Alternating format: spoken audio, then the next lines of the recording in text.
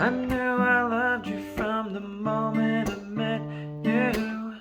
I knew I loved you right then and there. I knew that you felt the same way too.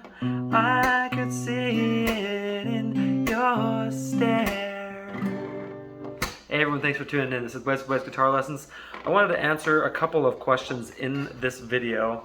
There's just going to be basically some tips on like playing some chords and switching into chords. So, someone had said a couple of videos back that one thing that's hard for them is to transition between like C and D, right? So I can't remember if it was that you have a hard time going from D to C or C to D, or both, okay? So I'm gonna go into that, and then someone else was having a hard time playing power chords. So I'm gonna show you a little bit about that, answer these questions for you. Please hit like and subscribe, and let me know if you have any other questions in the comments, all right?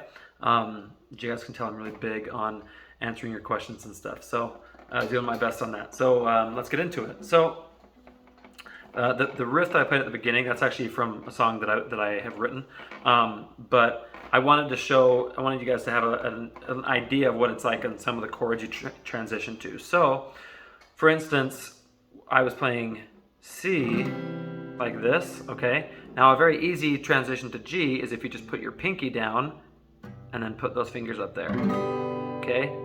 But what if you want to play this G? Because in that song, you do C, then you do G, and then D. And it's very easy to switch from G to D like that, okay? So the reason that I was showing you that is because in order to go, if you want to go from C to D, or if you want to go from C to this G, then what you can do is very simple. So first of all, nothing is going to help you more than just playing a lot, okay? So especially like practicing the things that you suck at. I know that's kind of harsh to say it that way, but the things that you're not good at, or the things that you struggle with, those are the things you should do the most, okay? Because, well, unless they make you hate playing guitar, then don't do them the most, but you should do those probably more than anything else you do. So like if you're really wanting to learn how to go from like F to G, okay, then you should practice that. Or I would recommend practicing songs that take you to that. So and then the other thing that will help you do that is to find little things that make it slightly easier. So what you can do, so for instance, if you want to go from C to D, okay, or vice versa. Let's say you're going from D to C. So what you're going to do is you're going to lift up. Okay, so you lift them all up in that situation because none of them are on the same, right? So none of the finger placement's the same. So what you're going to do is lift them up, and then you start with the ones that are easier for you, right? So and I think it's better too, and will sound better to start if you can go with the ones that are played first, right? So you don't have to put them all down at the same time. Now that's ideal, right? And at some point you'll get to that point. But when I switched to that D from C, I put these two down first, and then I put those two down. Okay? Just because it's easier for me to put these two down first. So I went, okay? See that? So I put those down first. Those are kind of like the anchor for me, all right? So what you can do if you're going to go from D to C, see that? So what I just did. So you go D, C, right? And I'm putting down my ring finger first, and then my middle finger, and then my pointer finger. So it's kind of like in succession. I think I said that. Secession? No, secession is when the states are leaving. All right, succession. So you're going to do that, right? So you could put those down first if you can't put them down all at the same time. All right, that'll help. There was a song it's Flightless Bird, American Mouth by Iron and Wine. And when I was first learning to play that, it was really hard for me to switch to some of the chords. And what I would do is I realized, especially because in that one you're just picking, all right, I would pick you're only picking like a one note at a time, right? So you can pick, like, let's say you're doing B minor. That song, I don't think that's in that song, but so you don't have to put them all down at the same time. You start with the one first, right? So let's say you're going to do this. All right, so you're not going to pick the bottom notes, right? You're going to pick the A string first instead of G and B. So put that one down first. All right, so do it with the ones that make it, start with the strings and the finger placements that make it easier. So when you go from C to D, usually what I do is, because these two are very easy to put down, okay? So usually, and especially when I was starting, I'd put those on first kind of, and then that. So, and I think I still do that. I go kind of like, okay, or like that a little bit, okay? So that's how you will transition.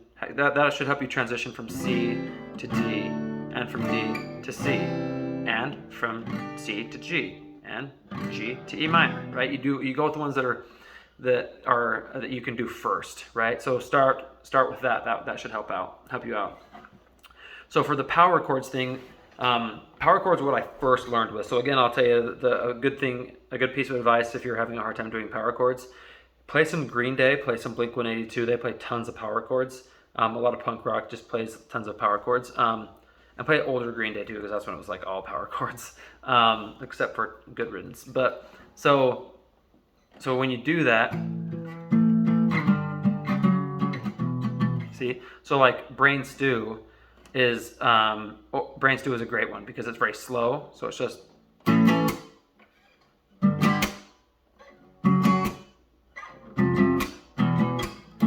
So you're just doing power chords other than when you do E minor, okay? My eyes feel like they're gonna bleed. So what you'll do is, a lot of it is hard depending on the size of the guitar you have. And you might just have too big of a guitar. Like my sister is 5 feet tall, like 5'0", okay? So she doesn't have huge hands, right? So what she bought a smaller guitar that helps her. It's more like, it's called like a travel size guitar. So it's small enough that when I play it, I feel like a giant. I'm 5'10" if I stretch. So for me, it's a little bit too small. I can still play it, but like doing a lot of like lead work on it is really hard. But for her, it's perfect, right? So it will help you to get a smaller guitar if you have a hard time like reaching everything, because you can see like my hand for the most part doesn't have a hard time playing those. Now, I wouldn't jump and go buy a new guitar because you have a hard time reaching something, right? I would still try and play it a lot. And the thing you're gonna have to remember, so when I play power chords, I play them with 2 fingers and then the third one there, okay? Not everyone does that though. So a lot of people will play it with 1 finger and they'll hold them both down and they'll do that. Now I think that makes it harder to stretch, okay? But there's actually a lot of songs where you'll do, see, you'll stretch up like that. There's some Blink-182 songs that do that. So you'll still have to stretch, actually. I mean, that's me stretching a pretty good amount, right? I feel like I'm stretching my neck when I do that. So